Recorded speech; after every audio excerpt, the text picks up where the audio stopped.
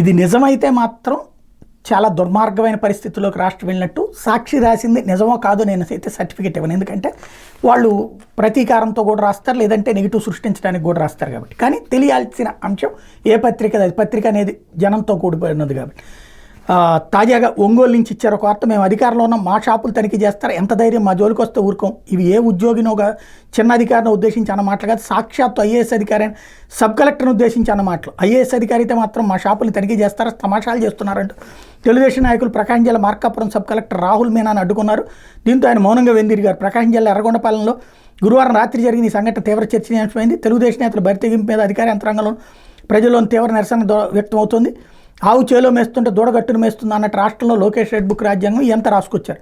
ఏంటంటే గురువారం రాత్రి 10 గంటల సమయంలో ఎర్రగొండపాలెం నియోజకవర్గం కేంద్రంలో రేషన్ దుకాణాలు తనిఖీకి వచ్చారు. సిబ్బందితో కలిసి పలు షాపులను తనిఖీలు చేశారు. తొలుత వైఎస్ఆర్సీపీ సానుభూతి పలుకు చెందిన రేషన్ దుకాణాలు పరిశీలించారు. ఆ తర్వాత టీడీపీ సానుభూతి పలుకు చెందిన దుకాణాలు తనిఖీకి వెళ్లారు. దీంతో టీడీపీ నేతలు తీవ్ర ఆగ్రహం వ్యక్తం చేశారు. సబ్ కలెక్టర్ మీనాను ఉద్దేశించి తీవ్ర పదజాలంతో వ్యాఖ్యలు చేశారు. మేము అధికారంలోకి వచ్చి నెలకాకముందే మా రేషన్ దుకాణాలు తనిఖీ చేస్తారంటూ నిలదీశారు. ఏం ఐఏఎస్ అధికారి అయితే మాత్రం తమాషా చేస్తున్నారంటూ మరి కొందరు దోషులకు దిగారు. పక్కనే ఉన్న పోలీసు అధికారులు కూడా దూషించారు. టీడీపీ నేతలు తీరుతో తీవ్ర మనస్తాపానికి గురైన సబ్ కలెక్టర్ తనిఖీలు నిలిపేసి వెళ్ళిపోయారు అన్నటువంటిది. ఒక పక్కన మొన్న నాదెళ్ల మనోహర్ చెప్పారు, చంద్రబాబు చెప్పారు, తనిఖీలు చేయమని నాదెళ్ల మనోహర్ ఆదేశించారు.